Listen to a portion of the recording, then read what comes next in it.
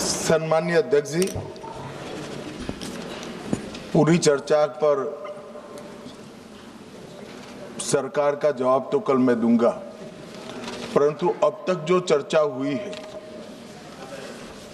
उसमें कुछ चीजें ऐसी उभर कर आई है जिसको सुनकर मुझे लगता है कि आज रात के लिए भी देश की जनता में कोई भ्रांति नहीं रहनी चाहिए। तो वो चीजों की स्पष्टता करने के मर्यादित उद्देश्य से मैं यहां पर खड़ा हुआ हूं। माननीय अध्यक्ष जी, एक सबसे बड़ा नैरेटिव खड़ा किया जा रहा है, भ्रांति फैलाई जा रही है कि ये जो 3 विधेयक है, संविधान संशोधन विधेयक और 2 कानून डिलिमिटेशन का और संघ क्षेत्र के चुनाव के कानून में बदलाव, वो आने से दक्षिण की क्षमता लोकसभा में बहुत कम हो जाएगी और हमारे दक्षिण के राज्यों को बहुत बड़ा नुकसान होगा। मान्यवर, मैं बिल जो सदन के सामने है, अब सदन की प्रॉपर्टी है, इसका प्रैक्टिकल इंटरप्रिटेशन कर कुछ चीजों को मैं बताना चाहता हूं। कर्नाटक राज्य में 543 के सदन में अभी 28 सीटें हैं और सदन की 543 सीटों की संख्या के 5.15% कर्नाटक के सांसद यहां पर आते हैं। ये बिल पारित होने के बाद, संविधान संशोधन होने के बाद कर्नाटक की संख्या हो जाएगी 28 से बढ़कर 42 और प्रतिशत लोकसभा में 816 में हो जाएगा 5.14। तो जरा भी नुकसान कर्नाटक को नहीं होगा। दूसरा राज्य है आंध्र प्रदेश, इनकी अभी 25 सीटें हैं आंध्र प्रदेश की और अब की स्थिति में उसका प्रतिशत प्रतिनिधित्व 4.60 है, 4.60। अब इसमें भी 50% लगभग वृद्धि होगी तो सीटें हो जाएगी 38 और 4.60 की जगह 4.65% उनकी शक्ति हो जाएगी। तेलंगाना में 17 सीटें हैं अभी और उनकी शक्ति 543 के सदन में प्रतिशत 3.13 है। अब उसमें 50% की वृद्धि होगी और सीटें हो जाएगी 26 और 3.13 की जगह 3.18% उनकी क्षमता। तमिलनाडु, इतने सारे लोग काले कपड़े पहनकर आए हैं, मैं तमिलनाडु की जनता को भी आश्वस्त करना चाहता हूं कि आपकी शक्ति कम नहीं होगी, बढ़ रही है। मान्यवर, अभी 39 सांसद तमिलनाडु राज्य से चुनकर यहां आते हैं और 543 के सदन में उसके प्रतिशत है 7.18% और अब 50% वृद्धि के बाद सांसद लगभग हो जाएंगे 59 और इनकी नए सदन में 816 के सदन में प्रतिशत में संख्या हो जाएगी 7.23। मैं फिर से एक बार रिपीट करना चाहता हूं, अभी तमिलनाडु की सदन में प्रतिशत स्ट्रेंथ 7.18% है, वो बढ़कर हो जाएगी 7.23। तो तमिलनाडु को भी कोई नुकसान नहीं है। केरला में 20 सांसद हैं, 3.68% इनका स्ट्रेंथ है, 20 की जगह 30 सांसद होंगे और 3.68 की जगह होगा 3.67। अब कुल मिलाकर दक्षिण का जो पूरा नैरेटिव बनाया जाता है उसको अगर हम सोचते हैं तो अभी 543 सीटों में जो आपके द्वारा बनाया गया है उसमें 129 सांसद इस सदन में बैठते हैं। मान्यवर, लगभग 23.76% दक्षिण के सांसदों का यहाँ शक्ति है। अब 50% वृद्धि होने के बाद 129 की जगह 195 सांसद बैठेंगे और उनकी शक्ति 23.97% मतलब 24% होगी। तो शक्ति बढ़ नहीं रही है, कम नहीं हो रही है, बढ़ रही है। तो कृपया कोई भी एक मिनट मेरा समाप्त तो होने दीजिए, समाप्त तो होने दीजिए। अरे पर समाप्त तो होने दीजिए। अरे पर बीच में कैसे करेंगे आप? मैं अभी बैठ जाइए, उसका भी जवाब देता हूं। आपको जवाब चाहिए ना, देता हूं। मान्यवर, कृपया ये बिल के जो इंटरप्रिटेशन है इसको अधिकृत रूप से बिल को पायलट करने वाले मंत्री के रूप में मैं इस सदन के सामने रख रहा हूं। मैं मेरी जिम्मेदारी समझ रहा हूं। जो भ्रांति फैला रहे हैं वो शायद न समझते हैं, तो उसके लिए मेरा कोई टिप्पणी नहीं है। मान्यवर वेणुगोपाल जी कह रहे हैं कि किसने कहा?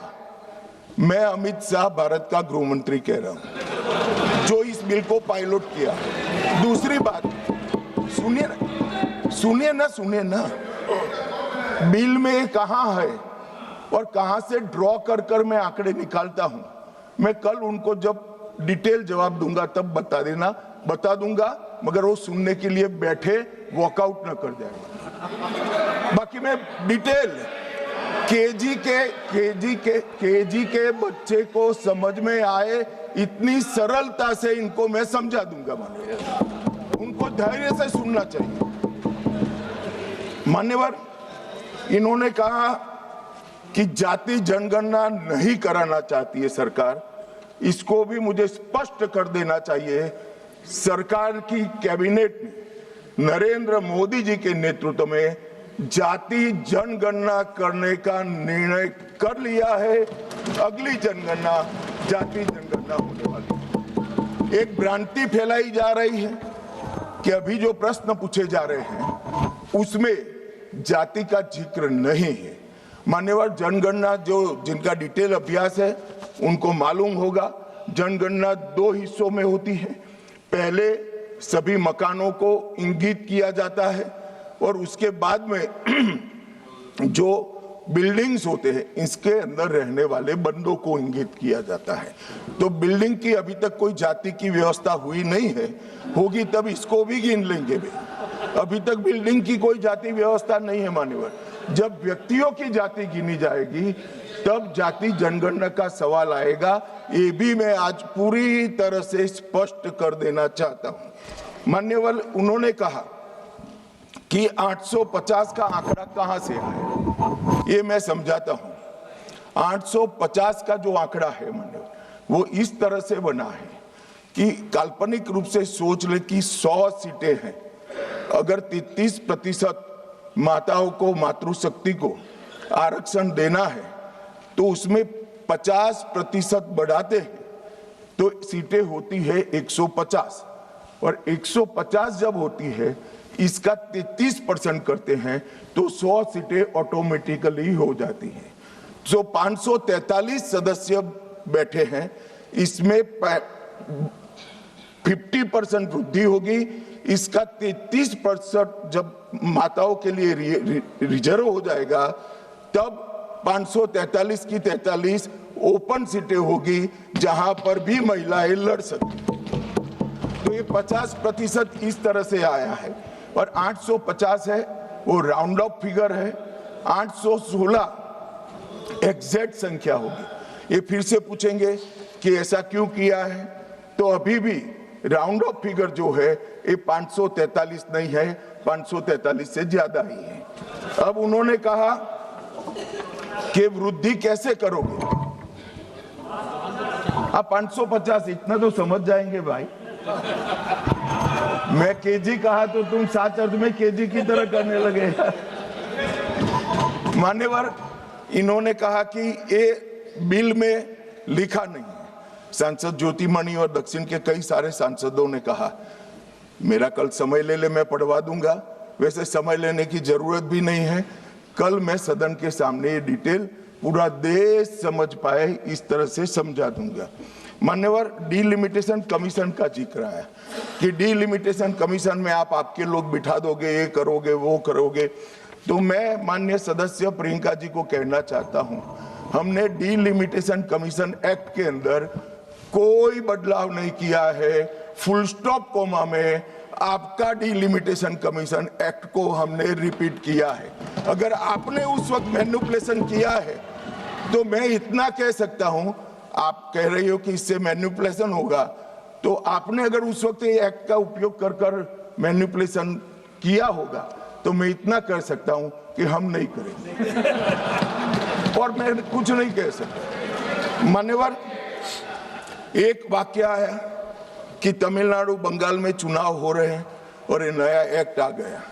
मान्यवर,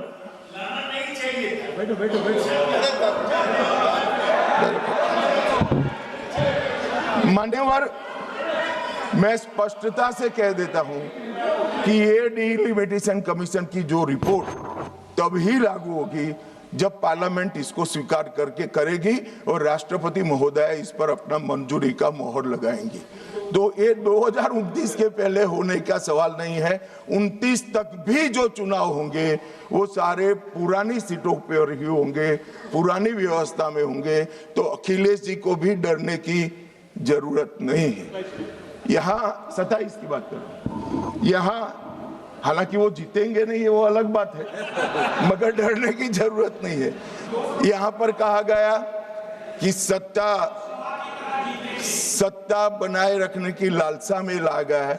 मान्यवर, ऐसा जो लोग कहते हैं कि कुछ नेता 130 करोड़ की आबादी के जनमत को मैनिपुलेट कर सकते हैं, वो हमारी शक्तियों के आकलन बहुत ज्यादा कर रहे हैं। हम तो उस बात में मानने वाले हैं, लोकतंत्र में सत्ता नागरिक के वोट से और नागरिक के दिमाग से ही तय होती है। राजनेता, राजनीतिक पार्टियां नहीं कर सकती। 130 करोड़ का जनमत कौन मैनिपुलेट कर सकता है ऐसा? और अगर कर पाते तो हम तो जीतते ही नहीं। आप सत्ता में बैठे थे, हम कैसे जीतते? मान्यवर, इमरजेंसी डालने के बाद भी जनमत मैनिपुलेट नहीं होता है। इस देश का इतिहास है। और जहां तक लोकतंत्र को खत्म करने की बात करी है, मैं भारतीय जनता पार्टी के कार्यकर्ता के नाते, इस सदन में एक सांसद के नाते कहता हूं, किसी की भी ताकत नहीं है इस देश से लोकतंत्र को खत्म करने की। जिन्होंने प्रयास किए हैं इमरजेंसी के वक्त, जनता ने उनको खत्म कर दिया था, लोकतंत्र को कुछ नहीं हुआ। और मान्यवर, लोकतंत्र इस तरह से खत्म नहीं है।